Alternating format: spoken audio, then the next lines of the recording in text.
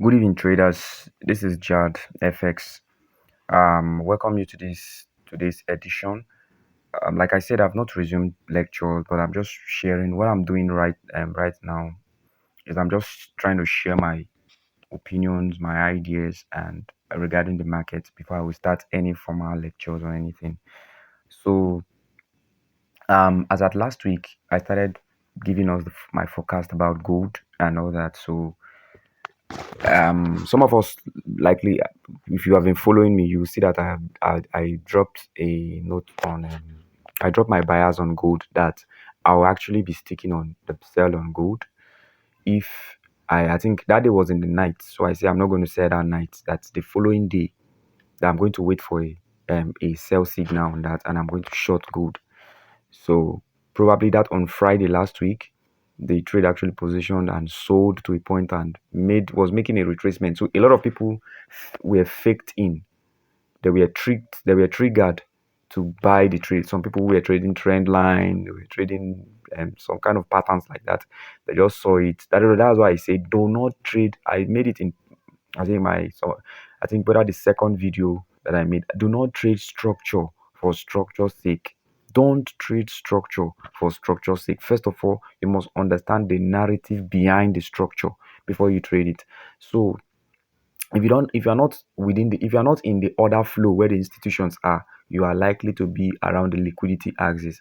There are certain persons who trade structures just like that. They don't understand where the institutions are sitting per time, how they are structured, how they are positioned in the market, as at how they are going to this or how they are going to follow the blueprint of price. A lot of persons went into the trade or made certain trade because they were triggered at some patterns or something. Patterns, they are very okay, but you must understand the standing point of institutions. So that's just it. So I just say let me just give that. A lot of persons were actually saying they were going to buy. I saw a lot of things online, but I just left everything. So let's go straight to the details today. We saw that gold was selling, and I want to just give a breakdown of what really happened and why you saw gold doing what it was doing. All right, talking about today, we saw that gold fell and the US dollar was strengthening. Now, let me just run a brief on these fundamentals so that we can have a hang on this. The US dollar strength was driven by some fundamental news today, such as the shifting expectations for Federal Reserve interest rates and the rising energy cost. Today's move appears to have been driven by expectations around US interest rates, not just geopolitical headlines. The reasons are because the US dollar strengthened as investors sought safety amid escalating US Iran tension. Yes, we are all conversant. Some of us who are reading headline, we are conversant with some of these news. And then, secondly, the oil prices jump sharply because of the concerns about disruptions in the Strait of Hormuz. That's what led to that. That's in that scenario. That's where we talked about the higher oil prices, where higher oil prices can lead to um increase in inflation. Higher oil prices can equal increase in what? Inflation. That means it can fuel the increase in what?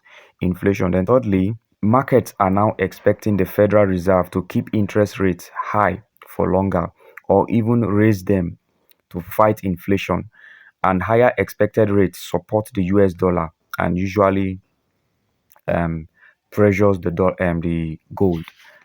Then for those of us who are trading gold this week, keep an eye on US CPI. That's my advice. Keep an eye on US CPI inflation data and any comments from the Federal Reserve that would determine whether today's bearish move in gold continues or it reverses in the future.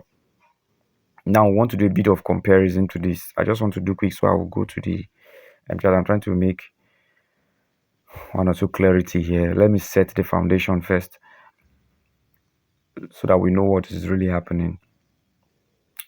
Now, let me bring this hint to us. When the Federal Reserve raises interest rate or signals that rates will stay high, Note what happened, because part of what I told you, that investors were now putting their resources into the dollar. What is dollar?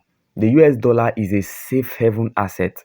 We have two safe haven asset or safe haven currency. We have two kinds of currency. We have the safe haven currency and we have the high beta currency. The safe haven currency is a currency where investors put their money wherever there is any geopolitical crisis. Yes, when there is when any country and any economy is passing through, let me say, a war or some kind of a disaster or something that happens, that economy is no longer safer for investors, because at that point investors are now like, they are now afraid. That's kind of environment, we call such kinds of environment risk off environment. Risk off. So the investors, we take maybe such environment, we're having maybe people like the banditry or some kind of vices happening within that environment, riots or something. People will no longer live in peace.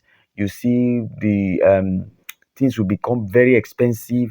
Certain investment projects there will be at stake because they won't, they are the state of maybe destruction or something. So this will now lead to what we call capital flight. A lot of foreign investors will come into that economy and pull away their resources, thereby taking those resources to what we call the safe haven asset. And we have different safe haven assets. CHF is part of it. USD is part of it. Even gold is a safe haven asset. Yes, but I'm going to stretch out the difference. Now we saw that when investors were pulling money to the dollar, why would some persons will ask that, why did gold drop down? That's one some of the questions we'll be asking. Along the line, I'm going to chip in that. So when they pull out their money due to the geopolitical crisis and take it to safe haven, it will give a boost to the safe haven asset, while the high beta currencies will do what? We depreciate or devaluate. Then when the economy is now, when everything is now stabilized, everything is going fine and well, the investors will go back and pull out their money from what? From the safe haven asset and put back to those countries or to those economy to invest in, so that they can have what? Returns. And one of the things that attract investors are interest rate. When the interest rate increases, investors tend to come and invest. Why? Because higher interest rate um equal higher returns on investment. So every investment they make, there will be higher returns to them. And also those, that is to investors. Then to lenders, people that are lending, if you lend someone money in that kind of situation, it means a higher returns too. So depending on the situation, but this one we are dealing with the investors perspective. So when they come to invest in an economy that has a higher interest rate, the economy tends to do well, because it will attract more of investors to come into those economy. So these are the reasons why people move their money to the US dollar because of this season, because there were geopolitical crisis and all that. So when this increase happened, it now sought for what? The demand for dollar. And as a result of that, dollar was now strengthened. Eh? Dollar was now strengthened. Gold, on the other hand, pay no interest, but dollar pays interest. So this is the difference between gold being a safe haven and dollar being a safe haven. Dollar pays interest, you understand? But the gold doesn't pay interest. So that's why people had to put their money. So what's the essence of me putting money? I know my money will be safe here, but there is no interest, there is no return. So that's what investors are careful about their returns. So they go back, pull away their money. So gold, on the other hand, don't pay interest. So higher rates makes it less attractive. So when there is higher rates, it leads to less attractiveness of gold, whereby causing gold price to what? To decline or fall. That's just the simple thing. This is the summary of everything. The US Iran tension, this was what led to higher oil price. The higher oil prices was as a result of the US Iran tensions. This was what led to it. And then the higher oil prices now led to what? Inflation fears. That means increase in inflation. And remember, gold is an edge against inflation. So it's like on the opposite direction. So the higher oil prices now led to what? The it now led to what? Higher inflation. So the higher inflation, the fear of the inflation fear now led to expectations that the Federal Reserve will have to keep interest rate high. That means a hawkish. If you are used to some of the fundamental terminologies, you hear about hawkish and dovish. Dovish is bearish. The news is bearish. Why hawkish means the news is what? Bullish. So at that state, the whatever is in the state of what?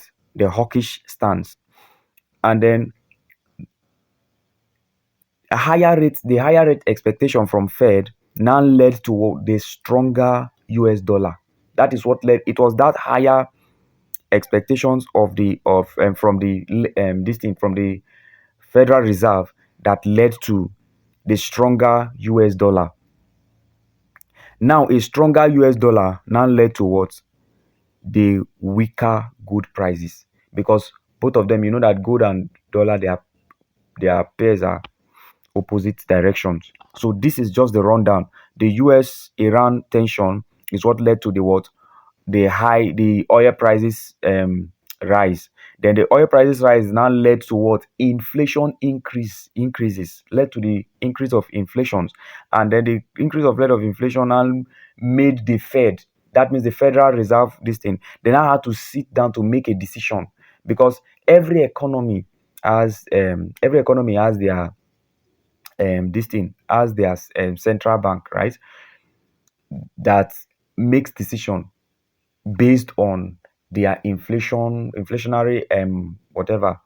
So they have a particular target that an inflation is supposed to be within. So if an inflation should exceed that limit, the next thing that will happen is that the federal government will have to go through the central bank and what?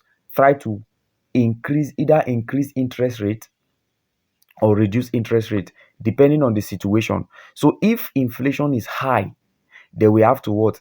Increase interest rate to it, so that the level of inflation will what? Reduce. And inflation is boring back to goods and services. And one of the instruments that we use in measuring inflation is CPI, that's Consumer Price Index. We look at these consumer baskets and we are able to what?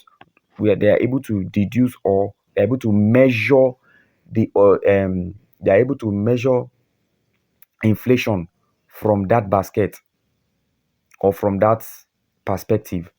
By the time they look at the data of the CPI and all that, that's why I say that there's a CPI data that will be coming up this week. So we should keep an eye on it. Those who will be trading gold, keep an eye on that in future. So these are part of the whole stuff. And now we move straight to the chart in details now. We move straight to the chart in details. Let's just go to gold and see what really happened. So I've given us a bit of the summary of what really happened. So let's go to gold and see what is happening there. So this was currently happening in gold. Mind you, keep that in mind. This was the level I was saying that we are going to get to. This level here, right? This particular level here. So we are going to get to there. As at when I was giving this, we are already here. The trade was already here, and this retracement, a lot of persons already thought that okay, this retracement, the bullish candle that went up is a buy. So a lot of people were already triggered in on a buy, and the market started going down again. So we are still trying to reach out for this level. We're trying to reach out to that level. So this was just everything. Let me just go straight so that I won't bore us. But keep in mind, this was the expectation. I told you that I was going to sell this trade. I told us that I was going to sell this trade. And look at it. This is an order block here. No, let me open it. This is another block right there that I marked out. There were some of a couple of things I looked out. When it has hit that zone, the level I was telling us that block here, then there's another block there. And this level, this particular level up here, is carrying an Asian liquidity. This level is carrying an Asian liquidity. So that was why I was now considering this block to hold. So let's move further. That was how I was considering this block, and my SL was extended. At least my XL was protected because it was around, my SL was around that block, this particular block here. So that was why I did not have any fear around that. And I told us that I could not take this trade because I couldn't take this trade because in here is lying a liquidity, and then we are still having a general liquidity just below, down this, just below. We're having a general liquidity here, this point here, this particular point here. That's our general liquidity. So therefore, by implication, this this other block some of us are looking here is a is an inducement. This zone, there is an Asian liquidity that has not been that was not well handled. I knew that all of these things were constituting a point that this whole point is a liquidity. So there's no need of me spotting any trade around there. I just know that this particular one, this particular level is going to bring the trade down. This particular zone is going to bring the trade down. So I began to spot for opportunities, and then I saw that this other block formation right there. I saw this block held, and I saw the market retraced. I saw the market retraced into that block with this candle here. And then when it retraced into that block with that candle, the next thing I spotted out, when you look at this candle here, that was where this particular trade entered. That particular candle entered. So when it went there, it now went down and started doing some consolidation and traded down. So this block became my point of interest. Let me clear that so that we can see it. This particular block became my point of interest. I was just looking at the block, targeting this particular low here. If he breach this low, because this is a high to some persons, if he breach this low, it becomes a MSS, right? So that was the level I was now targeting.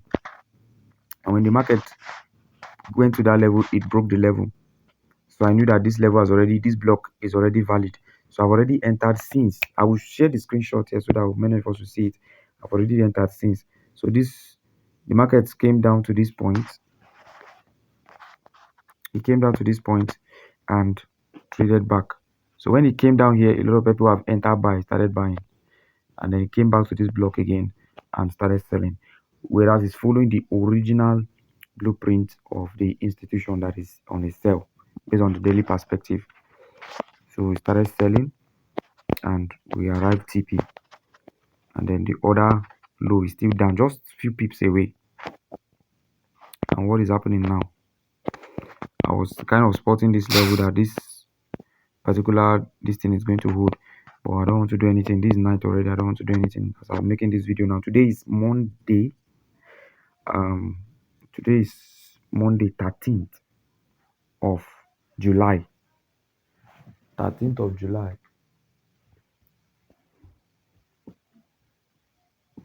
Today is Monday, 13th of July, 2026.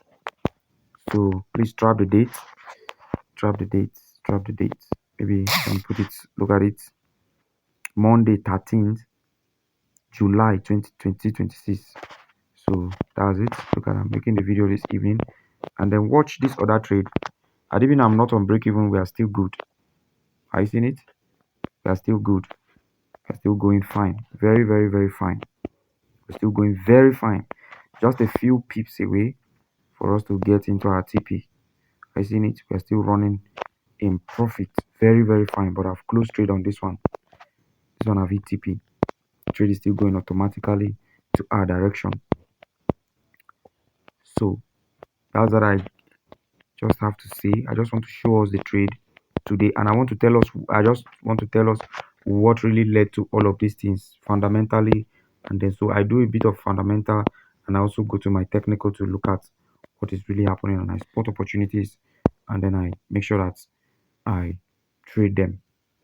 So guys, with this little point of mine, I don't know if you should, in case you're having any question around, you can just drop it in the comment section below, and please do where to subscribe for more of this content. Me, I'm not trying to sell a course or something. I'm doing this all free. I just come online, analyze, I show you my perspective, show you the direction I'm looking towards and all that.